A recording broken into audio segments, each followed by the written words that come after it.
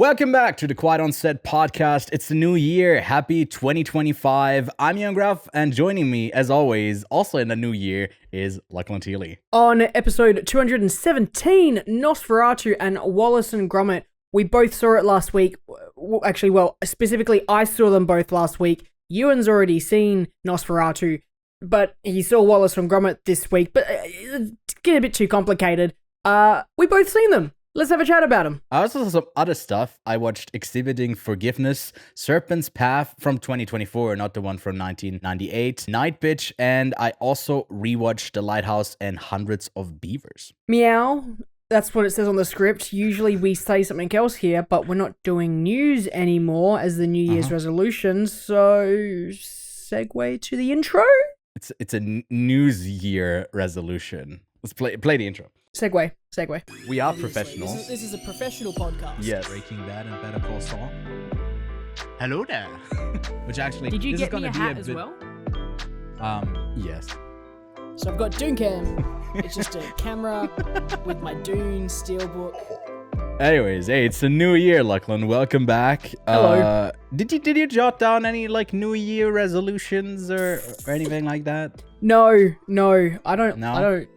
I don't really do those, I guess. Yeah. As in, like, I literally never commit to them, so what's the point in even writing them down? Yeah. No, look, funnily enough, I took up running at the Yeah. end of last year. However, through the month of December and the start of November, I haven't gone for a run in about 5 weeks. So Okay. I was doing it consistently, like 3 or 4 times a week. But now I've kind of stopped that, and I think it takes like 2 or 3 weeks for you to like lose your fitness. So fun. So I'm gonna get back into that in the next week or so. It's just that, yeah, it's not the best time to take something up with the amount of drinking that I do at the start of the year. So my birthday's in like 2 weeks, so I might do it after that. Isn't there like a super dry heat in Perth? Yeah, So Perth is dry. Like the other day we had 2 days of like 42-degree weather. Wouldn't be the and greatest it's to go running then, right? No, absolutely not. So I usually like to Yeah. run in the afternoon, and it was funny because I started Okay. running during like the end of winter, start of like spring, and I Mhm. would run at nighttime, and it was cold, but because you're running, it's fine. But Mhm. during summer days like today, where it's closer to like 32, 33 degrees, it's still kind of like residual heat from the Yeah. ground, just irradiating up. So it kind of sucks if you run. But you know what? No pain, no gain, and I like to Yeah. make myself suffer. So maybe I'll wear like very thick pants and a very thick jumper next time I go for a run during summer, just to make myself hate running even more. That's the hardest part I've learned. It's actually not the running. It's you hating the running, because your brain kind of is like, this sucks. Why do you hate running? So it took me forever to like not hate it. Yeah. Now I've got to go through that whole process again, which kind of sucks. So yeah, not much other than like the It's other the- New Year's yeah. resolution of like trying to get stuff off of both my backlog and my watch list for 2025. I'd like to bang out a lot more of the stuff that I haven't seen that is kind of important and haven't played if it's a video game. Just because there's a lot of that stuff on my list, and I'd like to really get into that. And yeah, that's kind of like what I want to do this year is get a lot more into like the classics and stuff I've missed out on. Yeah, and I definitely want to talk with you about them, not just on the podcast, but maybe we do some like dedicated videos for some of these classics that deserve talking. We started doing those series and a bunch of resolutions, I guess, when it comes to the podcast and the type of stuff that I want us to be doing, I want us to improve in. But a lot of the stuff that like how these resolutions work, or with anything that you want to change, when you talk too much about them, you get that like sort of brain serotonin of like that's released. It's like, okay, well, you've done it now. So I don't know. I think I kind of subscribe to you do it first, and then afterwards you can say, that was my solution. So I'll keep mine close to my chest. But I got a couple going, and I mean, so far I'm on a 3-day streak on the 3rd of January, and I'm liking it. And I hope I can. A couple that I haven't started properly yet that can are a bit more closely tied to publishing stuff on my own channel, but I do want to get back into that a bit more.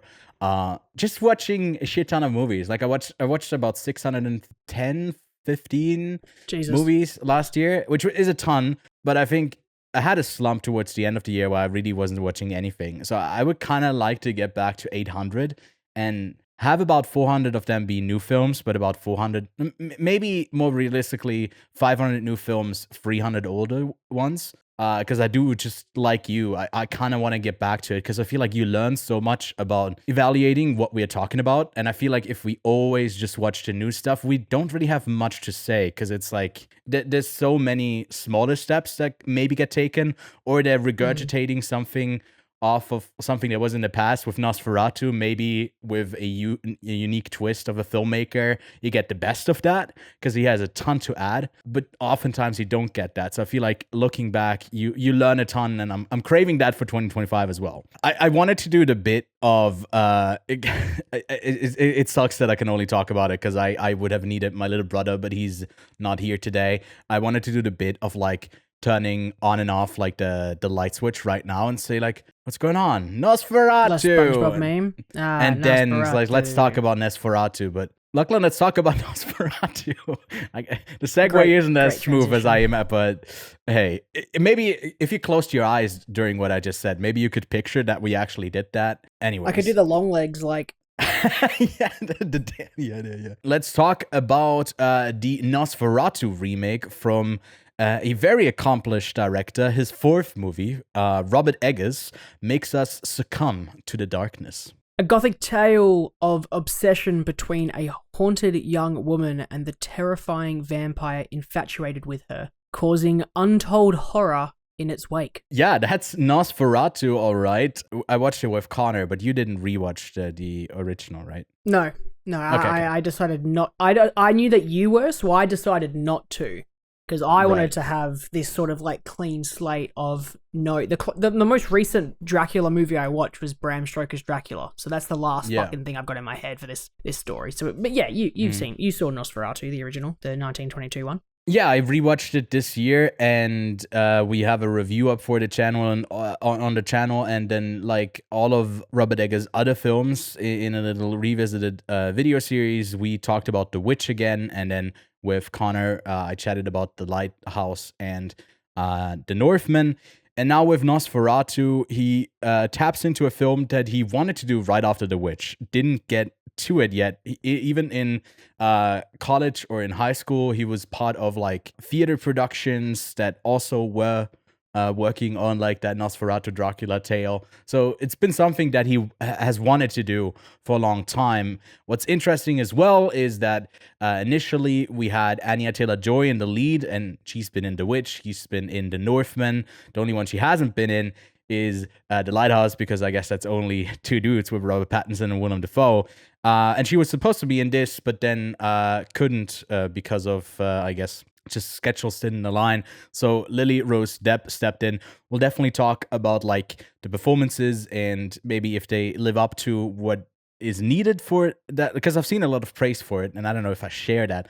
But the movie comes in at a runtime of 132 minutes, has been received pretty positively in its first 2 weeks of release in the States, and is now rolling out at the beginning of the new year internationally, and is currently sitting at a 3.9 on Letterboxd, a 7.8 on IMDb, a 78 on 54 reviews over on Metacritic, and is certified fresh, definitely, with 86% on Rotten Tomatoes. It was made for a budget of $50 million and has already grossed $56 million at the time of recording today on Jan 3rd. The biggest movie to date for Robert Eggers was The Northman, which ended up grossing $69 million internationally. That cost like $70 to $90 million, but apparently it made a return once the DVD sales come around. But this, to date, is easily Robert Eggers' biggest film. Just in the opening alone, I think it grossed more than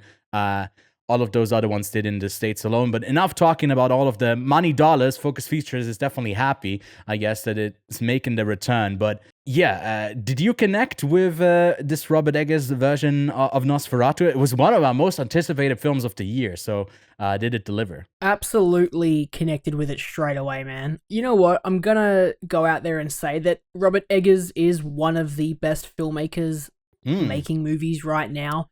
And Easily. I think that when I watch a movie, I'm trying, first of all, I'm trying to be entertained. Like, I want to be entertained. That is not something that I ever don't want. These are entertainment pieces after all. They are there to entertain. But also, I really, really like it when something is just so technically marvelous that I am just enthralled by it. And I'm just forgetting about what's happening, and I'm just picturing how they're pushing forward, and I'm looking at these certain techniques that just make me go, man, you're a smart filmmaker, and everyone you have working on this is such a smart craftsperson at their particular profession within the set, because just the opening alone was one of the most complex camera movement shots I have seen in one of his films, with how quickly the camera moves around this sort of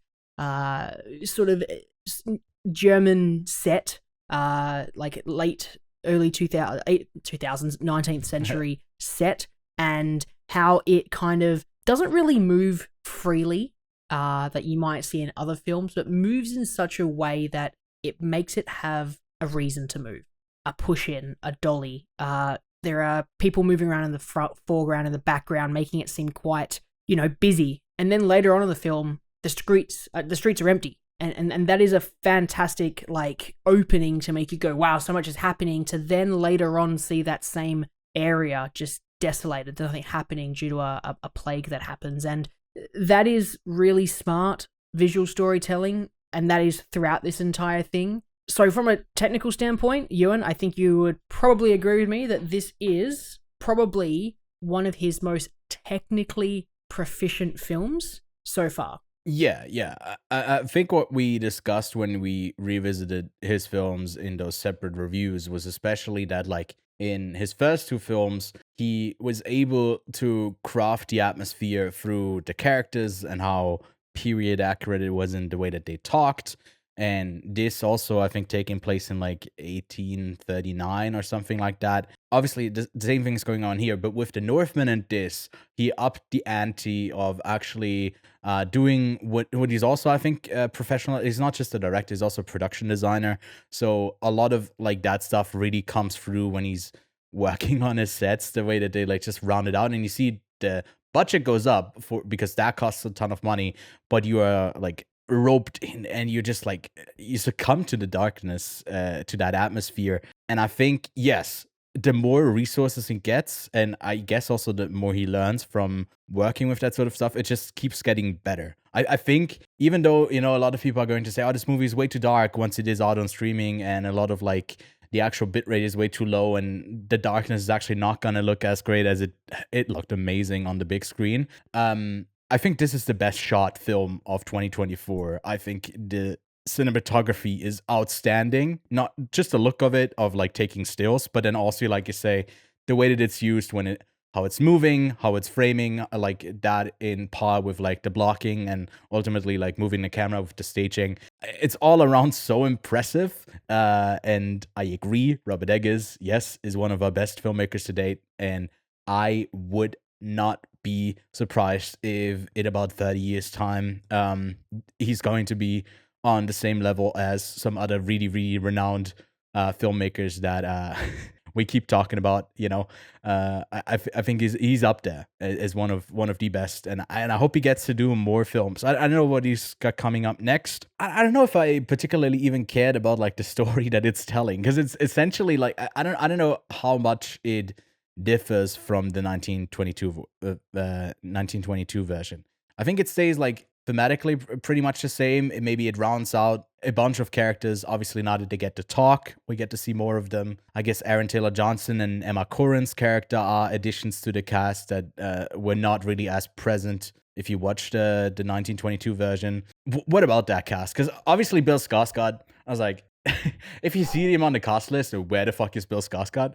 Well, it's Mr. Count Orlok. You wouldn't be able to tell. Amazing work. You always talk about don't show us the creature.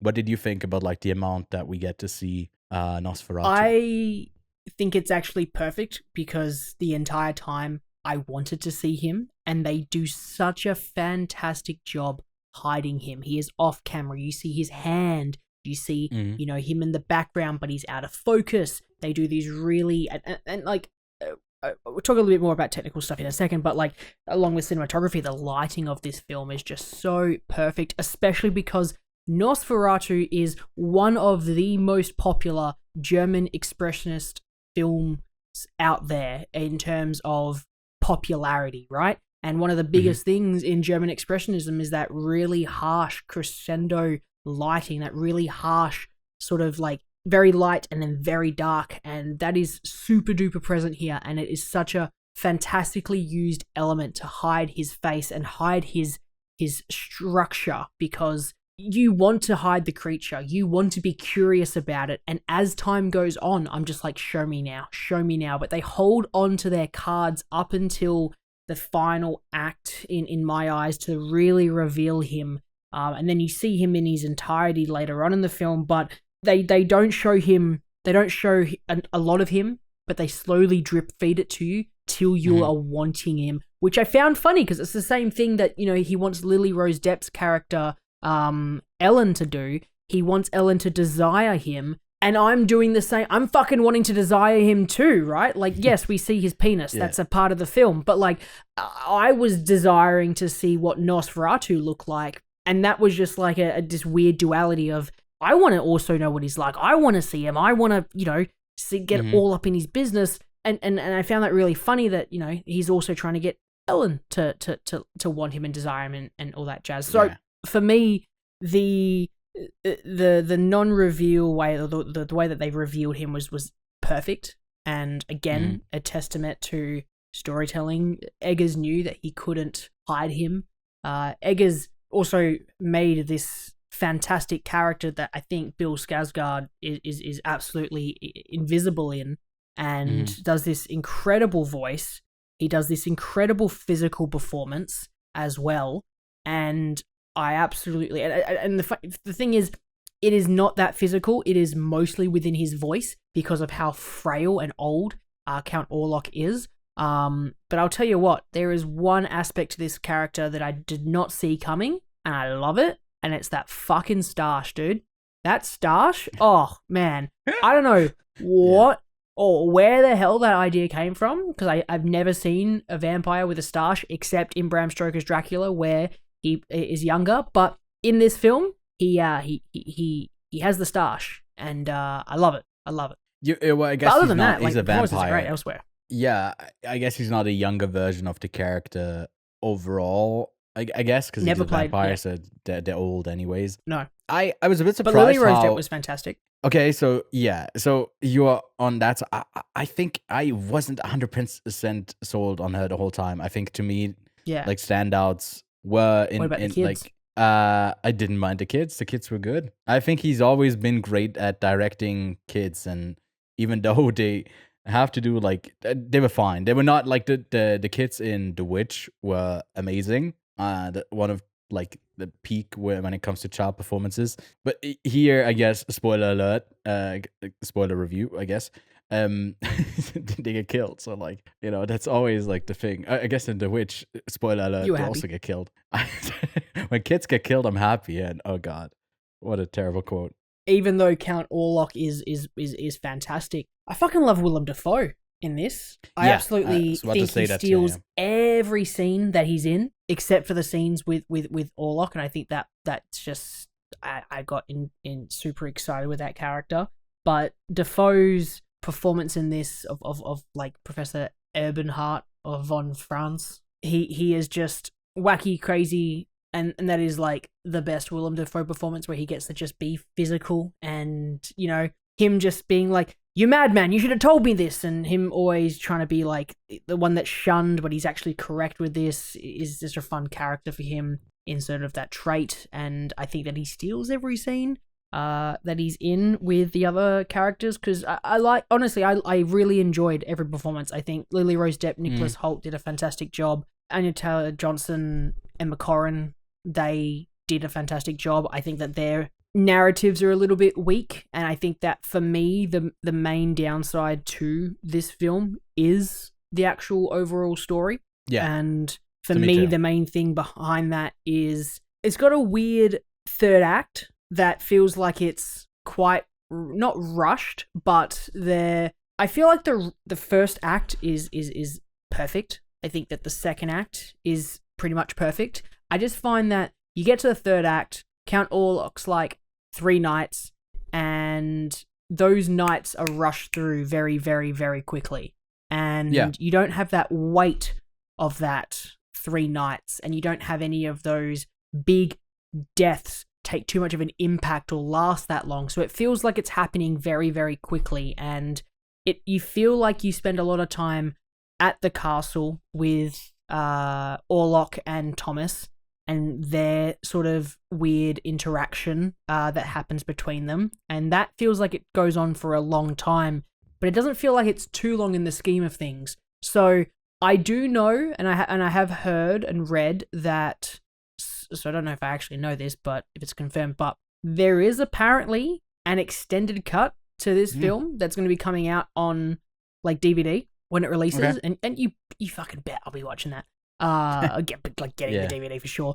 But the thing is, I wonder what was cut to make it shorter. Orlok? If it was shorter, and nice one. I feel like Emma Corrin and Aaron Taylor Johnson's parts may have been cut a little bit, and I feel like the third act may have a bit more going in on it. But from what I read, apparently it was cut for pacing issues, and I'm just sitting there just like, I don't have any issues with the majority of this film for pacing. I just felt that the ending kind of happens very quickly. You don't have that weight of that impact, and for me, that's the part that kind of unfortunately flops for me. I mean, at one point it does have to get a bit faster because it's building towards a misdirect. So you do have to feel like you're catching up with something that's already happened. But do you feel like even when they're chasing him, to be quick for the misdirect, you could have that be a little bit slower, because that misdirect comes through very quickly with, again, spoiler alert, the death of the family, and then it's basically into the carriage. Here's the plan. Get out of the carriage. Here's what I'm going to do. Back in the carriage. Go to do the things. Thing happens. They're not here. Cuts straight back to Orlok, and it's like that's the whole thing, and that happened way too quickly. That they should have told us about this sort of plan ages ago, but then I guess you don't have the weight of the deaths on your hands. So yeah, am I misunderstanding something where like he's up in his castle, then he gets sold a place that he really wants to get to. About Orlok, right? Up in his castle. Yeah. Is it only wherever he's born? Yeah, exactly. I don't know his original castle. And then he's supposed to be like Nicholas Hoult goes there. Thomas Hutter goes there to sell him this house. Does he need the okay and like the signature to actually, leave? No, because the signature is him selling his wife for a pot of gold. Exactly, it's selling his wife. So like for me, it's always funny to me that like you get that thing of you need to invite a vampire beyond the doorstep, they can't come in.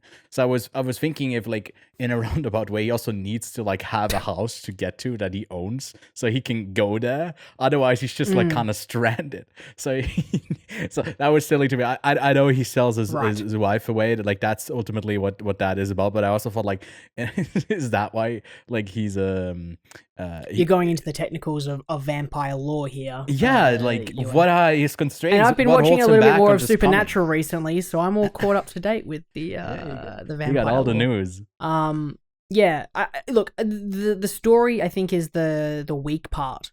But when I was like sitting there waiting for like the credits rolling and I was thinking about these films, and because we're eventually going to be coming to ranking Eggers films, because I can see it in the doc, and I'm thinking about it right now. Yeah. And it kind of sucks to say this, but Nosferatu isn't his best film. And I say that because I don't know why he adapted something. I know that The Northman is a loosely adapted Hamlet, like Shakespeare's Hamlet, and it's the basis for the actual like the base legend for Hamlet.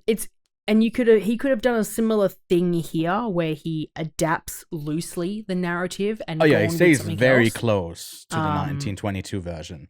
story-wise. There's not much beyond that happens. Because with this film, like I'm gonna give my rating now, even though we can keep talking about it, because I think that very quickly, like as I talked about, the cinematography is fantastic. However, I feel like the moments that you have in something like The Lighthouse, you have very, very like single image, like in Nosferatu, this one. 2024. It's going to get really confusing when we have to refer to like the old Nosferatu and new Nosferatu since they're the same things. We just should refer it to 2024. We should just refer it to 24 Nosferatu, 22 Nosferatu. But in the 24 Nosferatu, there's the sequence with the horse carriage that comes through. And I think that shot is absolutely incredible. Incredible shot. I think it's stunning, beautiful, yada, yada, yada. But that's one moment that I think that really stands out. But I can really point out different moments in The Lighthouse that are like single frames that are just like absolute paintings.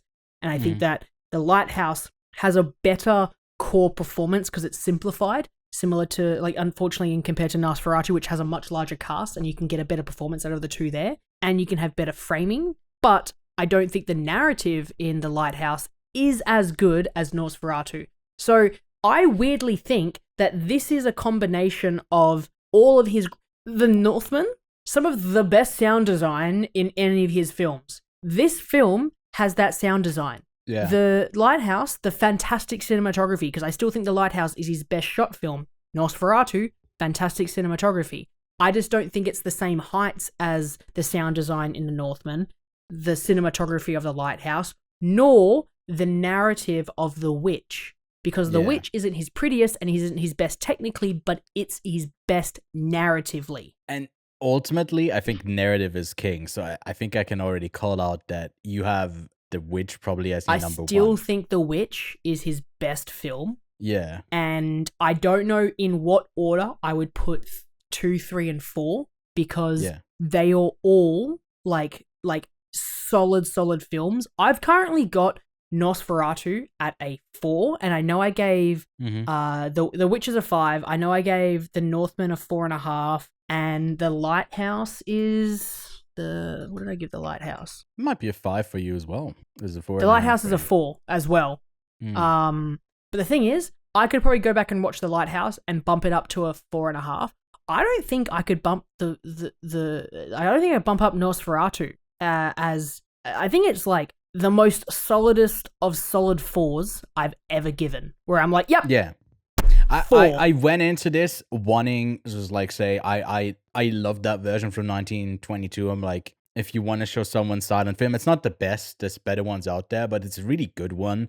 And it's a nice historical piece. And then this adapts it, gives it a couple more characters that don't really add to the narrative much. Like the Aaron Taylor Johnson character is basically the one that's reluctant to believe, then he has to lose. So he ultimately is like, he's a layer character because no character in a Robert Eggers movie is ever boring or one-dimensional. No, absolutely not. He carries like the hurt with him. He doesn't want to believe it still. There's a ton in there. It's an incredible performance. But narratively, it's not that interesting compared to like, but we're talking about like someone who's one of our best filmmakers and giving like, I don't know, a rating of an 8 out of 10 to one of his films is still high praise. For me, Nosferatu is also at the bottom. I got The Lighthouse as my number 3, really close with The Witch, both of them interchangeable. The only 5-star I'm giving out, yes, I love The Northman. That's my favorite. I feel like I've got to go back and, because I watched The Witch recently, I feel like I could probably squeeze in The Lighthouse and The Northman over the next couple of days and really give that definitive result, because I haven't seen The Northman since theaters, and I guess it we would be reviewed the it same for in episode 97. I don't think I've seen them since, and there's a lot of time since then. But I think that I think that Nosferatu is like a solid 4 because everything is top level, and he's learned that from his previous films. It's not perfect. And it kind of sucks to say that because this is such a fantastic movie, but I just think it's such a solid 4. To me, I don't know. I can't really like give you specific reasons other than like the narrative feels a bit underwhelming. Why I'm 1 star off of like a perfect rating, because like a lot of things it does is like some of the, if cinematography wise, in my opinion, the best of the year. That's just where it shines. It's also been a crazy, not that like ratings have to scale in comparison to what other stuff has come out. It's just there's been other stuff this year, or I guess last year, that I loved even more. I wanted to love it more, but I think that just like kind of solidifies it. We love this filmmaker. We wouldn't go and not glaze him up. So us giving it a solid 4 is actually like a big compliment in a way as well. Why are we getting an extended cut? I would be, I don't know, I would be surprised if, because like there's the thing that Connor told me about this, that like Eggers wasn't happy with how A24 handled some of the work on the DVD, like with The Witch. They released it without his consent and like his approval, and there was a bunch of stuff with the occult that they kind of wanted to tie it to that he didn't like. Similar-ish things with the Lighthouse, where I wasn't the biggest fan, and then with the Northman, with Universal, I didn't really hear much that there was something that didn't work. But I think he doesn't love to go back to his films. He always criticizes them and doesn't like them anymore.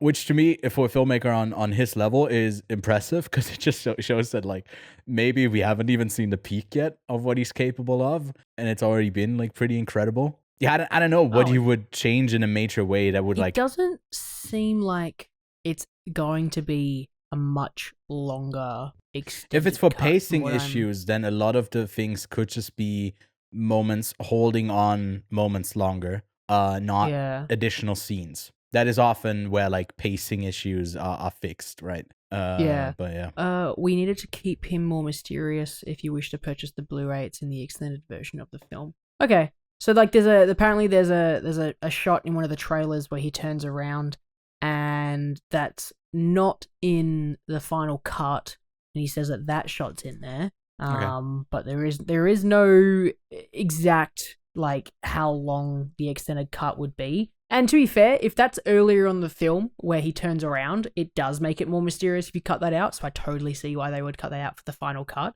Yeah. But if that's all it is, like a scene or two like that at the start of the film, and I think towards the end, I'm going to be a little bit disappointed, because I really think it needs more time at the end. But yeah. I don't think the type of filmmaker Roberts is. I would be surprised if there's like huge changes that were to happen. We're not getting a fucking Ridley Scott Snyder cut fucking 4-hour long to Napoleon. Film. Yeah. No. And this is also like it's not his longest film, but it is on the longer side in comparison to both The Lighthouse and The Witch, which The Lighthouse it's like 110 minutes. Yeah. The Witch is like 90, and then this is 133, 132. Yeah, which is like 10 minutes shorter than what The Northman was. I think that's still his longest. And I feel like The Northman is his bigger production, I think. Oh, yeah. I feel like this cost it felt 50, bigger. The other one, it also cost like about like $30 million more. So it definitely was bigger. That one was action, and this one is more horror atmosphere, creature stuff, which obviously is more catering towards a niche. And we've seen it in 2024 how successful some horror films can be, even the campy ones, like the one with a weird clown or long legs, those surprises. But something like Nosferatu carrying so much money, like in about 10 days time, 2 weeks time, almost 60 million worldwide. That's impressive. That's a big movie for a horror film. With Long Legs, I still think that would be my favorite horror film of the year. But I feel like Nosferatu is probably my close second, because it's the only other film this year that properly made me uncomfortable and scared. But you did have major issues for Long Legs at the end as well. Here, it was a pacing issue for you at the end. In Long Legs, you hated exposition that like told you what actually was going on. I wanted it to be more mysterious. That was one. But that was the one thing that you didn't like. That was my one thing with the film. Exactly. And that inevitably made me not possibly give Long Legs 5 stars. Where I've given other films 5 stars straight away, such as Anora, and I didn't have any issues with that. And with this film, it's like, no, I don't think I could give it another half a star or star. I think it's a solid 4. I don't know how ratings work. Ratings are stupid. I just got to kind of... It's a weird system. But yeah, I think that I wouldn't even like. I know I Saw the TV Glow is technically a horror movie, but I don't want to count it as a horror movie. Really, I think it's just got horror elements.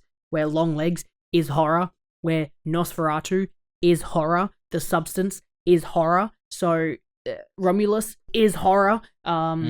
These films are fantastic, but I feel like this one is one of the only other films that genuinely made me uncomfortable. Well done. Well done. Keep making us uncomfortable, Robert Eggers, and we cannot wait. Hopefully, in about 3 years' time, we get his next film. It was only 2 years between The Northman and this, so I haven't been looking at what he's doing next, but I'm very excited. You said you're reading. For you, it's an 8 out of 10. For me, it's also an 8 out of 10. If you wanted to extend this nightmare with Nosferatu, do you have a double feature pick? No, but you do yours and I'll come up with mine. Sounds good. I picked Shadow of the Vampire, which is a sort of Nosferatu movie, because it is basically the story of the original filmmaker of the German silent film original from 1922 being in the movie. Not him, like the actual director, but someone playing him. And it's about the production of Nosferatu. It's getting meta. And basically, instead of, getting all the makeup for Count Orlok being portrayed by an actor, he makes a Faustian deal.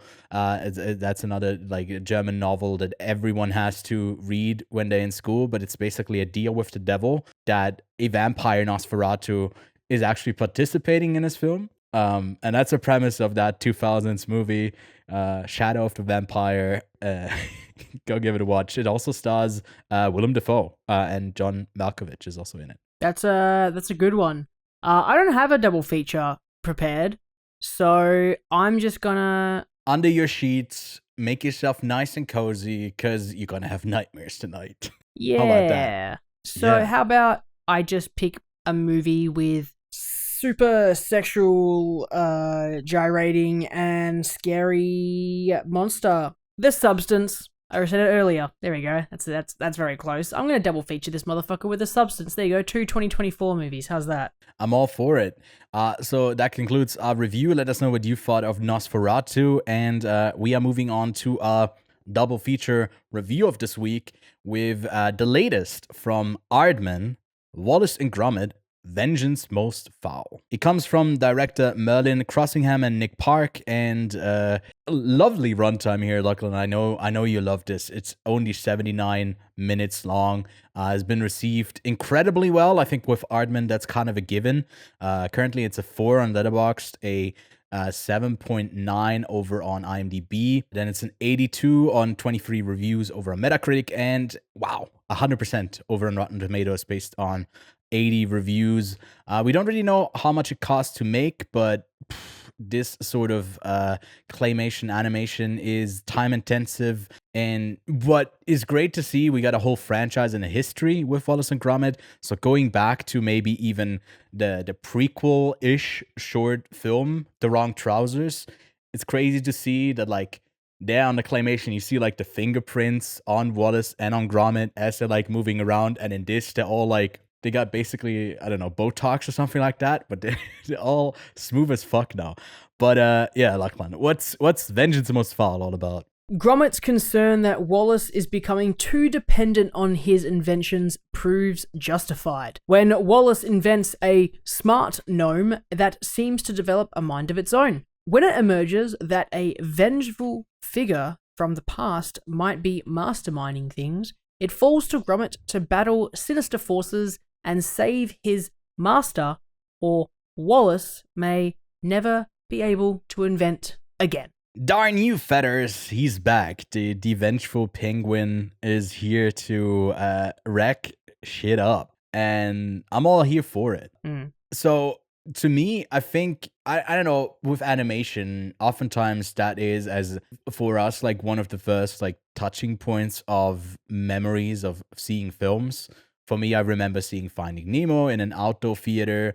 I watched a Peterson and Findus. I don't know if they're like big at all internationally. Yeah, it's an old man and a cat. It's based on a Swedish, not Swiss, story, and we have a bunch of films that I got to see that way. That type of stuff, but also The Curse of the Were-Rabbit. Loosely, I just have that present that I've seen a bunch of that stuff. Then as I grew older, I also watched a bunch of like Shaun the Sheep stuff. So this Aardman universe it's kind of been around for me, like kind of all my life, but it's not like I've watched every bit of it. But we are surely anticipating every new Aardman film. Oh yeah, Chicken Run, of course, as well, is one of formative childhood experience where you get traumatized about like chickens being killed. You're like, what is happening in these factories? But this Netflix Aardman co-production is out today on the day that we are recording on Netflix and has already been in theaters in some places. For you in Australia, it was also out. In the UK, it's been out a bit longer and is now streaming, I think, on some BBC channel. So accessible, widely accessible now. But what did you think of Vengeance Most Fowl? Did it like tap into the best bits of Aardman, or did it feel more like Dawn of the Nugget type of Chicken Run sequel stuff where it kind of underwhelmed? For me, it's definitely more on the positive side. Wallace and Gromit was a decently large part of my childhood. I definitely watched a lot of them, and it's funny because I have very English grandparents, so a lot of the ways that my grandparents would talk reminded me of Wallace and Gromit when I was younger, so that kind of feeds into my brain a little bit. I adored this film. I found it hilarious, not just from the comedy alone, but the fact that one of the best pieces of media about reliant on technology and AI came from a claymation film that doesn't use any sort of computer-generated imagery or anything like that AI seems to continuously throw down our throats. But for me, this film was simple, funny, easy to follow, well-made, really, really engaging. I found it really hard to kind of not want to, like, mindlessly walk away when watching a film, which sometimes can happen on particular films. It's just like I'm not here right now. But this film I was engaged with from start to finish, and you can definitely feel the production value being a lot higher with something like this, especially with like the end of the film, like the final battle between Gromit and whatever the fucking little penguin's name is. Feathers. Feathers Mick. Yeah, something. Feathers McGraw or whatever it is. And even the simple things like Diane Morgan, who plays the reporter whose name is On Your Doorstep. I love that. That is funny, hilarious. I love Diane Morgan. She's fucking so funny. And then hearing her voice, I was like, yes, this is great. And then learning that her character's name is On Your Doorstep. When she said it, I was pissing myself laughing. So it's like the very British comedy, and I get that sense of humor. It's funny, it's silly. I love the ridiculousness of it all. Sorry, there's one bit, about the two police officers, right? One of them is called Chief Inspector Albert McIntosh, and then the younger one is called PC McChergy. So it's like, you got a slight thing of like a punch at Apple as like the old guy Macintosh, and you got to do like all of it. It's just so many of like little jabs and bits in there that just I was like grinning the whole time I was watching this film. So yeah, I really, really enjoyed it. Yeah, this film is fairly simple to talk about with like animation. It's beautiful. The narrative is easy. I think the score is like really well done.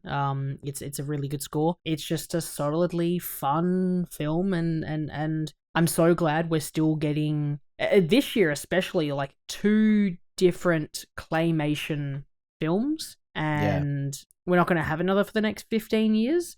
But 2 like massively wicked like claymation films, and I have to say it's been a really good year for animation. Really good year. Yeah, agreed. I mean, obviously, for both of us, it's not going to be our favorite animated film. Favorite claymation film of the year. I think we can get that out of the way. I think on a narrative level, this one isn't too great either. I think I like the premises of some of the short stories and other stuff from Wallace and Gromit more, because I don't know, the tech thing of like it can be hacked and then it's all evil. It's obviously like really oversimplified in service of all of the gags that they have in place, but I feel like there's a lull of just scary tension building of like, ooh, the possibility of these robots or of these Nor bots all being bad or becoming bad, or like I don't know, getting the plan in order and executing on it. And this takes a bit where I feel like there's not really like that many funny bits going on. And I get you need that for obviously a feature film length type story, but I think the other ones are just like way more dense. And then whenever we go back to Feathers and you just see him be silly and have like a plan of being a criminal mastermind, I couldn't help but laugh every time. And the robot bits of the gnomes was like the lesser of the two storylines I wanted to follow until they merge. And then it's just, I don't know, there's so many fun like I love the boat chase at the end. It's just like cuts and it's just really slow. And then like, okay, no, we're not gonna stick to that, and it's going to be, but then they like amp it up and it actually becomes like a huge action scene. But Chase. It has a lot of like stereotypical story bits in there that hold it back from being like incredible, where it actually surprises me in anything. That's not what it's trying to do. But I feel like with Claymation, especially, you kind of want to push the envelope every time you're doing it, because it is so much work. It feels like it's so handcrafted that you want to get something special out. And I think one of the highlights to me is Gromit's expressions. They always were great, but I feel like they're on another level in this film. One of the scenes where like he's charging next to his bed, and he's just like, the couple of really exaggerated faces he pulls until he like decides to execute on a plan. It's always been the greatest thing about like Wallace and Gromit to me, is the type of frustration you can see in that character that doesn't talk, of course, all on his face. And it's really impressive. And I don't know if you could do that. Obviously you can do it in animation, but something about it in Claymation just seems really natural. It doesn't feel like overemphasized and like big eyes and whatever, like that type of exaggeration. Such a face full of expression. And yeah, I don't know much more that I would have to say about this one. I think it's just really solid. I don't think it's the best Wallace and Gromit film. It's maybe like in the top 3, I guess. I don't know. I'd have to rewatch some of them. Pretty solid animated film. I'm giving it 4 stars. Ooh, I'm also giving it 4 stars. I gotta say, I'm closer to a 7 than a 9, though. That's that. You can go see it over on Netflix. And if you had to pair this one up with another film, I feel like this is a given. Yeah.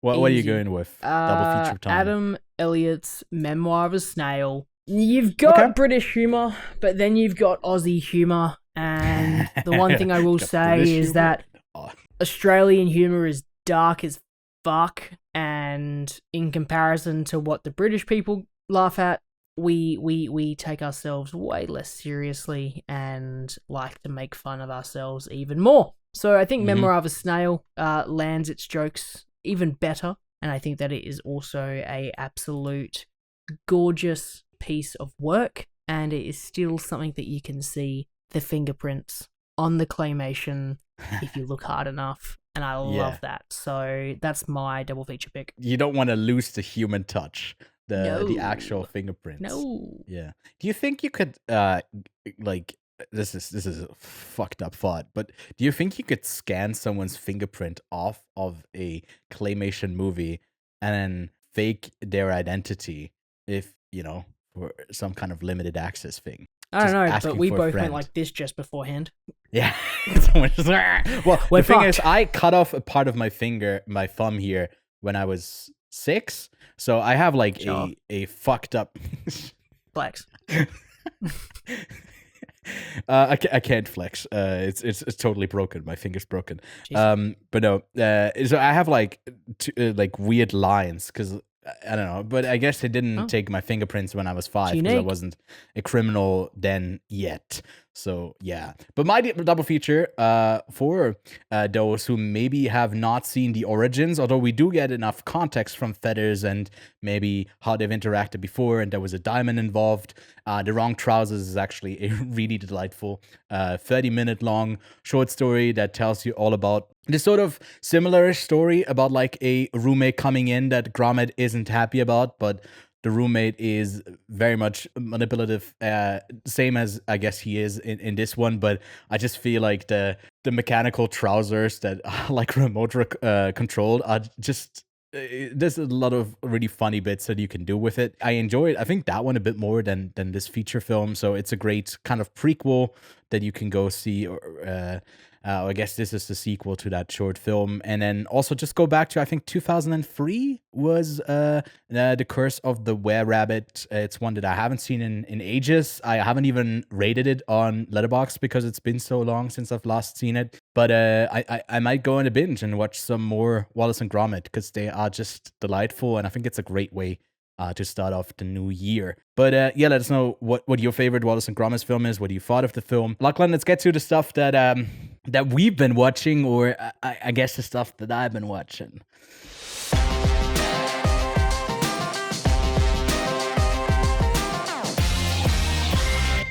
I watched Supernatural, dude. I've been watching a little bit of Supernatural. Oh, you watched it? Yeah. Oh, hang on. I started watching Skeleton Crew at work during my break. Okay. And does it feel like a break, or does it feel like you're doing work while watching Skeleton Crew? I have no idea. I got interrupted about 10 minutes in, so... it's just the kids on their like suburban lives yet. Okay. Yep. And cool. I was like, wow, this is... different. This is crazy. It's very different, you know? And I was really fascinated by the fucking elephant kid at this stage. Like, I'm looking at it and I'm just... And then he tilts his head up at one point and they do a CGI mouth thing and I'm sitting there just like, what the fuck? I remember when I said, like, when I told you first about it, I was like, one kid is literally an elephant. And you're like, that's a rude thing to say. It's like, no, he's literally an elephant. Well, I didn't realize, and you hate kids, so I thought you were just describing this fucking poor kid. That would be very fatphobic. That would be, that wouldn't be nice at all. But go on, Skeleton Crew, I haven't kept up with it. But I can still shout out Creature Commandos. I think everyone should check that out if you're into the DC universe. It's a great starting off point. I caught up with Marielle Heller's latest film that stars Amy Adams. She is the director behind Can You Ever Forgive Me, A Beautiful Day in the Neighborhood, The Diary of a Teenage Girl. And she made Nightbitch, which sees a very frustrated mother turn into her more animalistic urges overnight, turning into a night bitch being kind of the term for a dog. And it's very much a rant-filled movie about the perils and frustrations of motherhood and feeling alone and like acting those out. So it feels quite cathartic to see that on screen. Narratively, I don't think it really comes together. I think Amy Adams does it best, but I don't think that on the page there's something like overly interesting here. I ended up giving it a 6 out of 10. Might be one that some others connect with more. Maybe it's even better for people who are actual mothers. And, you know, Lachlan, sometimes you say you and his mother, but not in that way. So yeah, I can't really claim that. But it might be something for you. And then a Sundance film that is now released on VOD, exhibiting forgiveness with the always great Andre Holland. There's also Andra Day in it, another standout. Angeline Alice Taylor, I think, is always someone who's incredible in like all of the films she's in. She was in When They See Us, The Color Purple, with Beale Street Could Talk, King Richard, The Help. She was also in Nickel Boys. I think a lot of people are talking about her. We both have not seen Nickel Boys yet, and she was also great in Origins. Another highlight in this film where it's about like the trauma that gets passed down to you from a dad that is abusive, substance abusing as well, and an artist that very clearly is working through the hurt that he's still holding on, and then exhibiting forgiveness. It is about like finding that reconnection. If you can reconnect, if you want to reconnect, if that's something you should even do. It's a very heady movie that I don't think everyone is going to connect with. Like, I don't know if this is going to be something that you, for example, would like, Lachlan. But I liked it quite a bit. It was like a 7.5, 8 out of 10 for me. Pretty solid. Then I watched Kiyoshi Kurosawa. Has had a year, right? We covered Cure on the channel. We talked about Chime when you watched it, I think 1 or 2 weeks ago. And he has had 3 movies come out in 2024. And the third one being Serpent's Path, which is a remake, kind of a loosely French remake. It is set in France, and it's also has about like a couple French actors in the lead roles. But it's a remake of his own film that was set in Japan back from 1998 that I have yet to see, but apparently that one's just a bit more brutal. And I was in for the atmosphere. I think Kiyoshi Kurosawa is someone who always crafts really horrifying just like narratives. I think the most impressive to me this year was Chime, his short film, followed up by followed up by Cloud, and then Serpent's Path would probably be my third favorite of it. I gave it a 7 out of 10. If you're looking for something fucked up, a revenge story of a different kind that has a couple of twists and turns in store, then Serpent's Path might be for you. And then I rewatched Hundreds of Beavers and The Lighthouse. Hundreds of Beavers gave that was my first movie I saw this year, and I watched it with my little brother. And after we watched The Northman together, and he gave that like a 7 out of 10, I was like, okay, I don't really see what you're seeing like a perfect movie in this. He was like, I don't completely get it. It was good, but didn't blow me away. I was like, you're not my brother anymore. Let's watch Hundreds of Beavers so you can redeem yourself. And he did redeem himself. He also gave this a 10 out of 10 on my rewatch. I moved this up to a 10 out of 10. Don't be surprised if this movie makes it into my top 3 of the year. I'm truly considering it. It was outside, barely in my top 20, and it's moving up. I think Hundreds of Beavers is incredible. I love that film. It is so hilarious. And the first time around I saw it, where we got screeners from the production company, I watched it by myself, but now watching it with someone alongside me and you can openly laugh and enjoy it together, it is that much more of a blast. So yeah, pretty much a perfect movie. I really, really like it. And then The Lighthouse, for I've reviewed it, you can find on the channel. Yeah, Lachlan likes it too, I think. That's what, were you saying that? Yeah. No, I just heard you say the word perfect, which is crazy. Perfect. Yeah, there's a couple. I guess perfect is hard.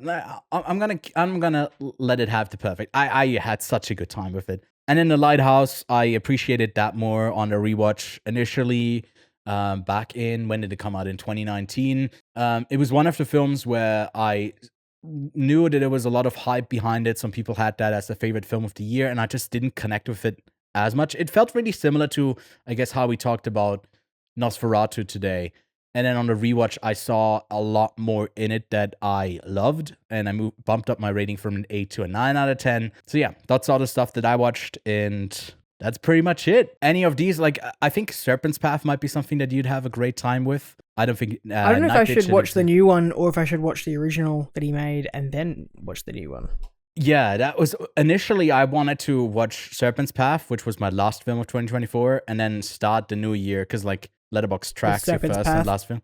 Is it Serpent's Path for Serpent's Path by the same director, but it's not the same movie? Was Nosferatu. That's an incredible one to start it off with. But yeah, I didn't end up doing that because my brother knocked at the door and was like, "Can we watch Hundreds of Beavers? Can we watch Hundreds of Beavers? Can we watch Hundreds of Beavers? I want to be an apple cider man stranded and fall into rabbit holes." But yeah. Again, I think I think we can say that Hundreds of Beavers, if you have not seen it already, is like one of the discoveries of 2024 that you should definitely catch up with. Maybe it would have been great around like a holiday time if you are spending time with family or with friends to get a group together, but you can still do that in 2025. I would definitely like watch this with a group of people. You'll have a great time with it. But that's that. Lachlan, do you have anything else that you want to mention in what we've been watching? No? I mean, hey, it's not like it's been, I guess from what we didn't talk about as much in the intro, but I assume all of the New Year stuff for you. I know you get busy and you like to go out and you like to have a good time. You like to party. So I feel like the first week of the New Year is always the come down of that kind of to settle back into like reality. Very hungover and tired, you know? Yeah. I get it. But yeah, then we got the news left. And like we said at the start, we don't really do the news anymore on this show because we are about at an hour in this recording, and that's kind of where we want to have these podcasts at, to not extend them. I think a lot of our, like the last 10 episodes, I think were all like an hour 50, an hour 45. We always went over an hour and a half in all of these. But in a perfect world, I think they would be around an hour 15. So we're getting there perfectly, even with a double feature, which is great. So we are not completely going away from the news, because I'd love to stay at the top of, I guess, everything that's happening in the movie and TV world. So I will be hosting news live streams on Monday nights. I guess I can't really say the time because it would be EU time for me, and then it might be really different for you. But just be on the lookout. Usually, I guess on Sundays, I'll add up the scheduled live stream so you can get notified once I do go live. And then you can just go to watch the VODs if you preferred the stuff that we did on here with the headlines and all of that. We'll kind of keep that the same way. We might have guests on. That will be Connor and Kevin mainly, because at the time that I will go live, it will be around 2 a.m. in the morning for for Lachlan. So I don't think that, Lachlan, you're going to join me on those, and that's totally fine. Maybe. But maybe at one point. Maybe one day. Maybe for the Oscar one. Maybe you'll take... for the Oscar one. Because that's going to happen. There's an award show happening this week, the Golden Globes. So that's one of the things that we'll be covering before we'll dive deeper with all four of us into what's coming out in 2025 and what we are most anticipating. We'll be going over a huge list of 150 or 200 movies that come out in 2025 that I'm looking forward to. We'll have a look at those. We'll watch some trailers. Whole bunch of stuff happening on those streams, and they should be happening weekly. And again, you can find them on the channel as well later on in the live stream section. So news will be moving to live, but there's one story that maybe we could discuss or just briefly comment on that is interesting to note in a podcast here as well, is that the US box office in 2024 ended up closing at $8.7 billion. And I think about 2 months ago, they were like 3 or 4 million behind or something crazy like that. And it looked like it's going to underwhelm quite a bit because we didn't have the huge hit of like a Barbie or an Oppenheimer. And then Wicked, Gladiator, all of those like fall movies ended up doing quite well. And we ended up only grossing, I guess, only 300 million less than last year for the States alone. This is not international. It's only 3% behind 2023. And yeah, a couple of studios that got a bump up, for example, Disney and stuff like that. Overall, I think this is it's not like an improvement. Obviously, you'd want to come back from those pre-COVID numbers from 2019 that I don't know if we'll ever get back to those levels on a yearly basis. But yeah, what do you think? Money, box office? Look, very nice. Pre-COVID was peak Marvel Cinematic Universe. I don't think we're going to reach that significant cultural relevance of a series of films anytime soon. I don't think we're going to have this sort of claymation takeoff and just have a massive, like, you know, Wallace and Gromit cinematic universe that's just gonna make everyone go to the cinemas. But what I will say, and I think I've said this multiple years in a row, but I think, right, last year we had the Barbie Oppenheimer thing, and then they obviously tried to do the same thing again this year with Wicked and Gladiator. But one thing I noticed when I went to this Nosferatu screening, and it was the same when I was booking tickets online, there was a lot of people wanting to go and see this movie. Yeah. And I didn't really see that from when I went to see The Northman all those years ago. And when I went and saw the week before another film, it was like, oh, there's a lot of people in this screening. And I didn't think it would be that popular. I think cinema is coming back. And I think that we've got this boom of filmmakers making movies that they want to make because people want money, and they're going to let them have a little bit more creative control. So we're starting to get some films that are genuinely good films. And we are not just talking about your smaller films like your Long Legs of a kind, right? Like horror films have always had massive creative control. But I saw The TV Glow. It's a fantastic independent film with a lot of creative control. Something like Love Lives Bleeding, right? But even down to like your blockbusters of The Fall Guy, Twisters. Yes, they were your typical blockbuster films, but they were also really well made and really entertaining, and they didn't really suffer from any of this weird box office. Like, let's go back to say... Fall Guy didn't do super well. And we also have Furiosa phenomenon. But I'm talking You about know? how it was made. If we go back to say Right, yeah, the quality's 2014, there, the blockbuster of that year was Interstellar, right? Captain Mhm. America, The Winter Soldier. The only other like massive blockbuster movie we might have would be like an Amazing Spider-Man, or say a Hunger Games, Mockingjay Part 1, or Guardians of the Galaxy.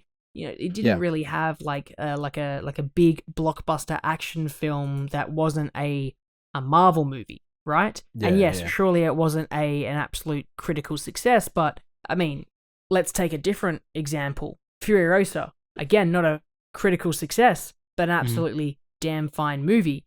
And as much as Gladiator 2 isn't as good as Gladiator 1, it was a very entertaining film, and whilst yes, it suffered from some problems, like those problems weren't, you know, super bad to make it seem like it was like this movie that seemed to be made just for the money.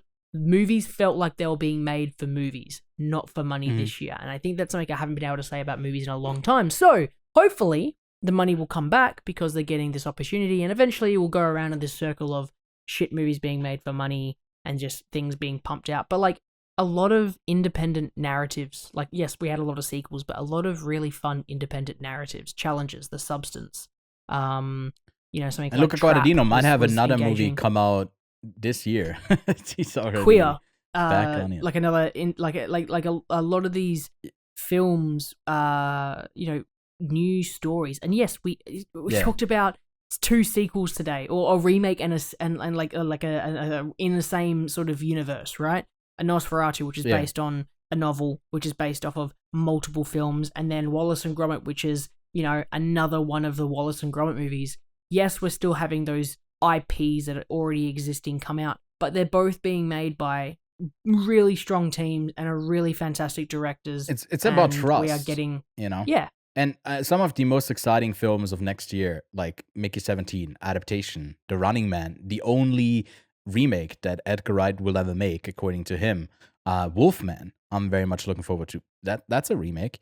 Original movies like Sinner, I'm very much looking forward to. Paddington in Peru is a sequel that could be great. I don't know, maybe even The Final, even though according to Tom Cruise, it's never going to end until he can't physically, but Mission Impossible has The Final Reckoning arrive here. It's just going to be a very, even something as weird as Spike Lee doing High and Low. At the moment, it's called Highest to Lowest, and the 2 is a 2. But it's got like A$AP Rocky, Jeffrey Wright, Denzel Washington, Ice Spice in the cast. You're just like wondering what what the next year will hold. Why? Like, we got a Superman movie. It's going to be a very exciting year for a really, and a lot of the movies that we already know about, but then also a ton that I know will we have no clue that are even set to release and are done, that will come out of the festival circuit. It's just going to be very exciting this year, and I would be surprised if we don't go beyond the numbers of 2023 and 2024. I think we are going to exceed in the US, maybe not international, because like there's so many other factors in there, but I think they're going to crush that $9 billion number next year. Wouldn't be surprised if it goes to 10. Fingers crossed. Movies are back. Movies are so back indeed that there's actually a couple of them out this week. Some new ones. So out on January 10th, we are getting the sequel to Den of Thieves called Pantera. Then we got Better Man that expands wide. The same goes for The Hard Truths and The Last Showgirl with Pamela Anderson. Out in limited release, A24 is, I guess, continuing the IMAX run. I didn't really see an update on that, but I guess they keep doing it because Talk to Me will be released in limited access IMAX. Then out on VOD this week from Jan 6 to the 12th on the 7th, we are getting Black Box Diaries over on Paramount Plus with Showtime. Definitely go give that a watch if you can. It is currently sitting at the top of my 2024 list. Then the animated film Flow that we talked about last week is out on VOD, as well as an HBO show that is set in a hospital called The Pit. Over on Netflix, we are getting a Western-looking series called American Primeval that we'll see if it looks really dark and contrasty and muddy, but not in a good way. But I'll give it a quick watch before next week, so I'll give you my thoughts on it. Then another contender for documentary nomination at the Oscars, soundtrack to Coup d'Etat, is out on VOD. Then we got the A24 documentary Look Into My Eyes over on Max, and the second season of Goosebumps premieres on Disney Plus out in Australia. You're finally getting Conclave, but again, that's already out on VOD, and you're also getting the sequel to Den of Thieves, Pantera, as well as a sequel to Spider-Man with Tobey Maguire as they continue the New Year's run of re-showing all of the Spider-Man films. And in Switzerland, we are finally getting We Live in Time, September 5, Bird, and Aiming High. But that brings us to the end of the show. Next week, Lachlan, we are going to discuss A Real Pain, and maybe we sneak in another movie and make another double feature out of it. We don't know 100% yet, but let us know if you look at our list, anything that we should definitely catch up on, the stuff that you've been watching, and what do you plan to do in 2025? What is on your watch list? And until then, thanks so much for watching. Any parting words for us? My only thought was, why is it not called The Nosferatu? Food for thought. So maybe get back to us with an answer by next week. Not you, Lachlan, the audience, but until then, we'll see you. Bye. Bye.